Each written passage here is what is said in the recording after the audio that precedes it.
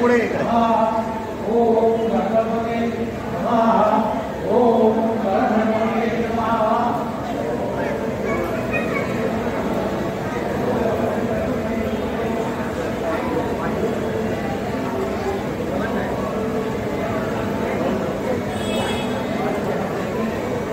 आज आपण इथे हा जो अभिष्ट चिंतनाचा कार्यक्रम आहे तो आपल्या इथे आपण संपन्न केला।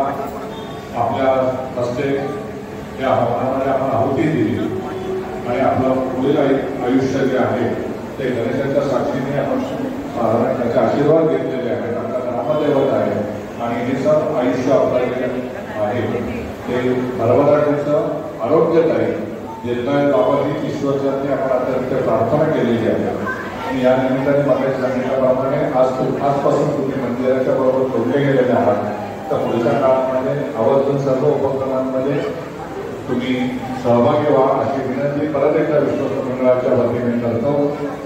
आपण आरती झाल्यानंतर कार्यक्रमाचा समारोप होईल, तत्पूर्वी आपल्याला जे आता यजमान आहेत त्या सर्वांना नारळाचा प्रसाद श्रीफळ म्हणून आपल्याला दिलेला आहे। घरी जाऊन तो गोड म्हणून खायचं आहे सगळ्यांनी, बाकी कशाचाही ते वापर करायचा नाही।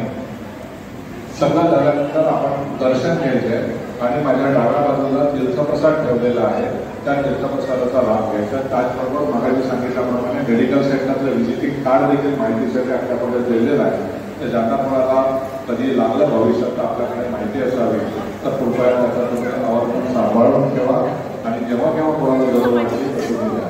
परत एकदा विश्वस्त मंडळ आणि कर्मचारी वर्गातर्फे आपल्या सर्वांना शुभेच्छा देतो आणि गुरुजींना विनंती करतो की नैवेद्य दाखवून आपण आरती करूया आणि मनपूर्वक